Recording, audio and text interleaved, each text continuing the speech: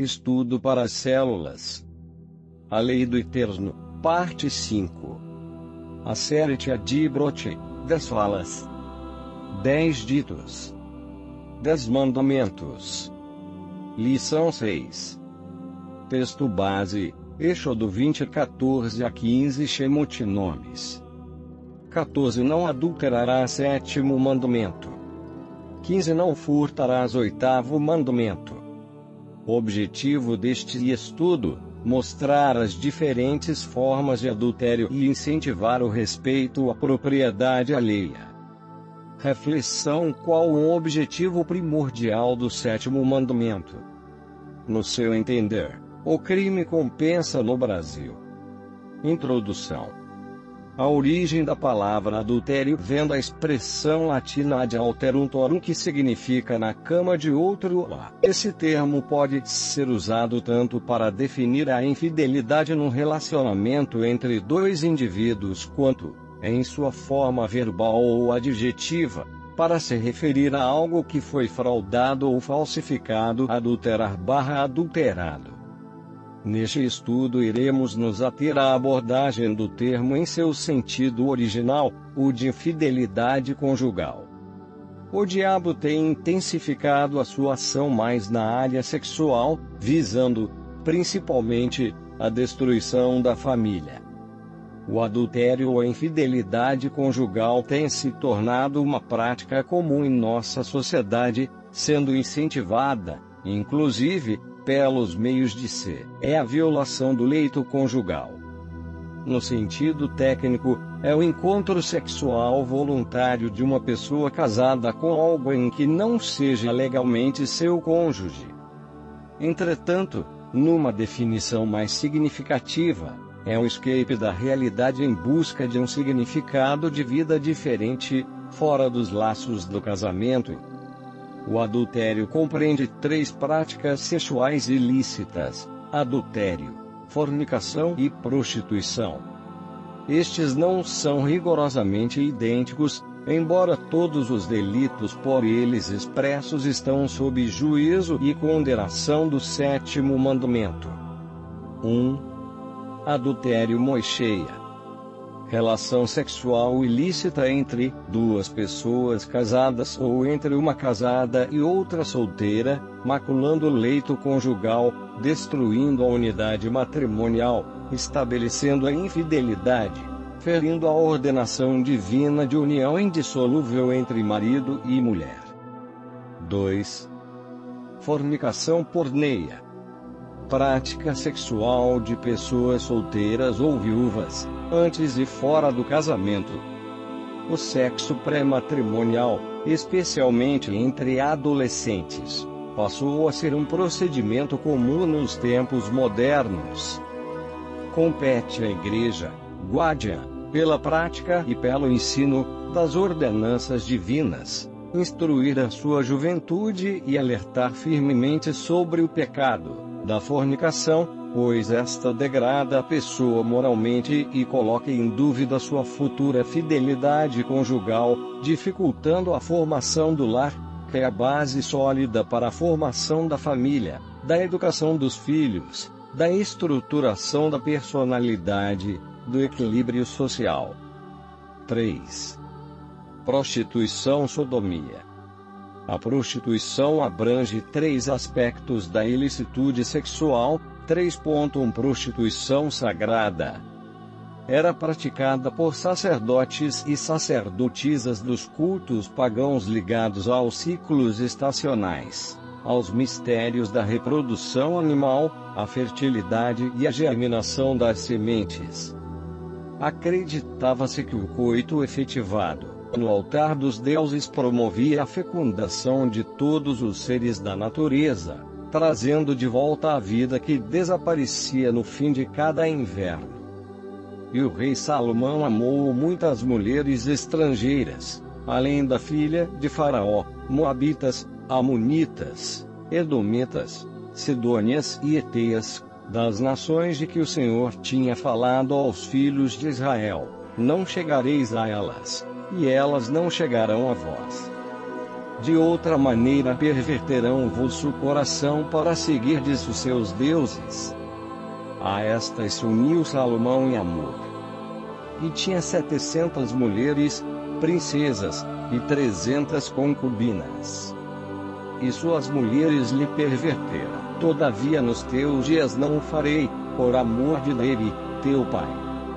Da mão de teu filho o rasgarei. Porém todo o reino não o rasgarei. Uma tribo darei a teu filho, por amor de meu servo Davi, e por amor a Jerusalém, que tenho escolhido um rei. 11 e 13. As antigas civilizações urbanas da Suméria, Babilônia, Egito e Canaã continuam usando a imagem feminina do divino, porém, emparelhada com uma divindade masculina. As mitologias conhecem infinidades de casais divinos. Em Canaã, além de El e Asherá, os mais populares eram Baal e Astarte, deusa dos fenícios. Para os cananeus, a fertilidade e a sexualidade não são somente sagradas, senão divinas. É a mesma vida das deusas e deuses. Por isso, os templos cananeus e os santuários espalhados por toda a Palestina, especialmente nos lugares altos, tinham mulheres e homens para o exercício da prostituição sagrada.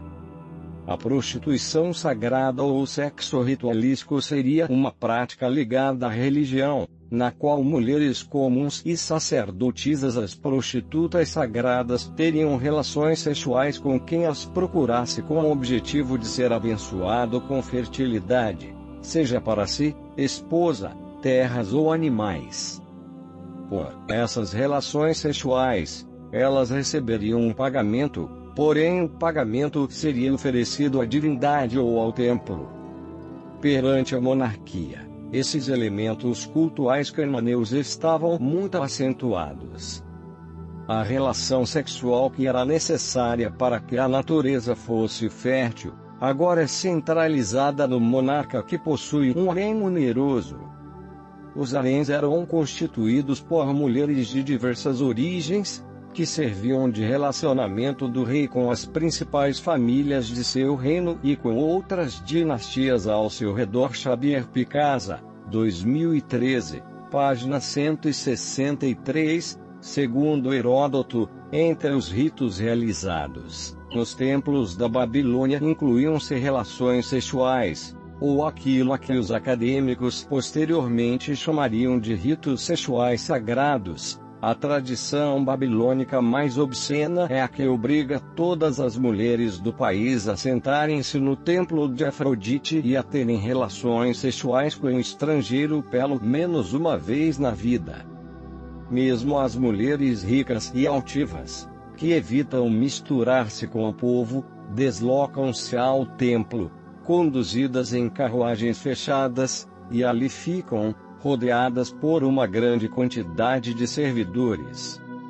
Mas a maior parte das mulheres sentam-se no altar sagrado de Afrodite, com coroas de corda na cabeça. Há sempre uma grande multidão de mulheres a irem e a virem. Os homens passam por entre a multidão em corredores marcados por linhas, para fazerem a sua escolha. Depois de tomar o seu lugar, as mulheres não podem regressar a casa até que qualquer estranho lhes tenha jogado dinheiro para o colo e tenha tido relações sexuais com elas no exterior do templo. https://pt.wikipedia.org. Prostituição sagrada. Esse tipo de culto transformou-se em orgias sexuais, inomináveis, proibidas, certamente no sétimo mandamento. 3.2 Prostituição venal. Comercialização do sexo, transformação dos prazeres sexuais em objetos de consumo com tabelas de preço e cotações no mercado sexual, em que a concupiscência, a lascívia e a despudorada pornografia degradam o ser humano, profanando a sua imagem destinada à dignidade e à pureza, aviltando-lhe a personalidade e a honra. A sociedade, cada vez mais pecaminosa e permissiva, tolera a prostituição hetero e homossexual como opção de vida, como profissão, admitindo e justificando os chamados profissionais do sexo. Condenável é a prostituição em qualquer nível. Condenados são os seus agentes, os seus operários, os seus beneficiários. Somente a misericórdia de Deus pode retirar um prostituto da sua horrível perdição. O 7º mandamento exige a preservação da nossa própria castidade, e a do nosso próximo, no nosso coração, nas palavras e na conduta. O cristão regenerado não pode ser corrupto. A regeneração muda a natureza do pecador, estabelecendo dentro dele uma rigorosa censura consciente pela iluminação do Espírito Santo que passa a habitar em sua vida, mas o regenerado precisa continuar lutando para eliminar os pensamentos pecaminosos que continuam perturbando a sua mente para que ele continue ou retorne às antigas práticas. A proibição não adulterarás tem caráter absoluto, ou seja, esse pecado não pode ser permitido ou tolerado. O que Deus impede, o homem não pode liberar, caso contrário, ele sofrerá graves consequências. O ato sexual impuro recebe condenação divina antes da concretização, ainda no estágio mental quando está sendo elaborado, seguido ou não da efetivação, conforme lemos em Mateus 27 de maio de 28. Ouvistes o que foi dito aos antigos, não cometerás adultério. Eu, porém, vos digo, que qualquer que atentar numa de violência ou ameaça contra a vítima. Já o roubo consiste na ocorrência de ameaça ou violência contra quem está sendo roubado. O roubo é sinônimo de assalto, o que o Código Penal brasileiro tipifica como furto qualificado, destruição ou rompimento de obstáculo à subtração da coisa, abuso de confiança, ou mediante fraude, escalada ou destreza, emprego de chave falsa, mediante concurso de 2 ou mais pessoas. Na perspectiva bíblica, toda a propriedade pertence a Deus, que é o Criador e mantenedor de tudo que existe. Somente a Ele caberia o título de o dono do mundo. Do Senhor é a terra e a sua plenitude, o mundo e aqueles que nele habitam. Salmos 24:1. A relação do homem com a terra é apenas de uso, isso é, de mordomia. Nessa perspectiva, a Bíblia admite a necessidade de propriedade individual. O 8º mandamento, não furtarás, pressupõe o direito e o respeito da propriedade individual. O 8º mandamento proíbe o furto, o roubo, o latrocínio, a defraudação, o peculato, o estelionato e os demais lícitos nos campos produtivos, mercantis, financeiros, gerenciais e administrativos, tanto nos âmbitos individuais como nos coletivos, que os do governantes se valem para lesar os do governados. Logo, as taxas excessivas devem ser classificadas como quebra do 8º mandamento. A licitude deve ser o lema do verdadeiro cristão, que deve ter em alta conta a riqueza que nasce do esforço honesto e, certamente, abençoado por Deus, pois não se constitui de bens maculados com suor, lágrimas e o sangue do semelhante explorado ou enganado. No tempo em que o 8º mandamento foi promulgado, a economia se fundamentava quase exclusivamente na empresa doméstica, tribo ou clã. Todos os membros da família trabalhavam para o bem comum, sem salário individual e sem a sofisticada divisão de trabalho dos dias atuais. A possibilidade do enriquecimento honesto era maior através das transações intertribais, baseadas no mercado de trocas diretas. Todos os atos mercantis possuíam real credibilidade por serem tidos como lei irrevogável, palavra empenhada, palavra cumprida. As estruturas empresariais e mercantis modernas dificultam o exercício da retidão. A competitividade, não raro, firma-se ora na diminuição dos salários, ora no rebaixamento da qualidade, quando não se estriba nos quartéis de preços, no uso indevido de patentes, na falsificação de grifes e marcas, no contrabando, nas sonegações fiscais. A defraudação é como o vírus HIV, mina a defesa do organismo social incuravelmente, e as vítimas maiores são os trabalhadores de renda mínima, os pobres e os miseráveis, atirados no martírio da pobreza absoluta. O indivíduo e a empresa que trabalham com honestidade promovem o bem próprio e o comum ao social. Poucos, no entanto, procedem assim, e os que adotam essa prática estão sendo levados ao sacrifício pelos corruptos travestidos de honestos. Mas, se alguém não tem cuidado dos seus, e principalmente dos da sua família, negou a fé, e é pior do que o infiel. 1 Timóteo 5:8. 5. Quebrando o 8º mandamento. 5.1 Autolesão. O indivíduo pode roubar a si mesmo quando é preguiçoso, malandro, esbanjador dos seus bens, recursos e salário, viciado em bebidas alcoólicas, drogas e jogos de azar, também sendo farrista e fornicário, chegando ao ponto de sacrificar sua família com sua vida desregrada. 5.2 Lesão ao próximo. A lesão ao próximo efetiva-se de diferentes maneiras. Na prática, pode-se dizer que ela acontece quando o patrão ou a empresa não assalaria adequadamente o trabalhador, revertendo a diferença salarial em lucro. Vejam, o salário dos trabalhadores que ceifaram os seus campos, e que por vocês foi retido com fraude, está clamando contra vocês. O lamento dos ceifeiros chegou aos ouvidos do Senhor dos Exércitos. Tiago 5:4. O empregador crente sabe que o seu Salvador e Senhor o ensinou a remunerar dignamente os seus empregados, mas ele não paga salários dignos.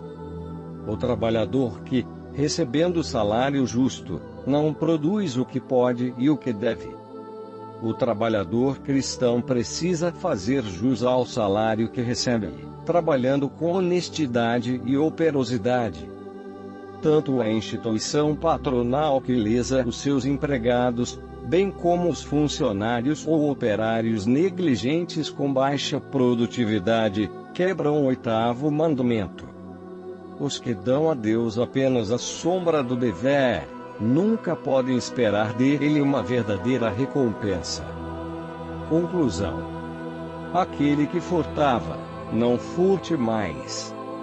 Antes trabalhe, fazendo com as mãos o que é bom, para que tenha o que repartir com o que tiver necessidade. Efésios 4:28.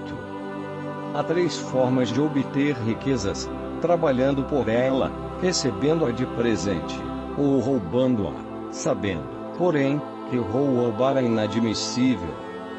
Lamentável nos dias de hoje ouvirmos as pessoas dizerem: negócio com crente, dinheiro na frente. Os crentes são considerados maus pagadores e caloteiros. Hoje, o nome pastor é sinônimo de ladrão. Que se cumpra em nós aquilo que Yeshua disse: vocês são o sal da terra. Mas, se o sal perder o seu sabor, como restaurá-lo? Não servirá para nada, exceto para ser jogado fora e pisado pelos homens. Mateus 5:13. Shalom Adonai. P.R. Cláudio Santos.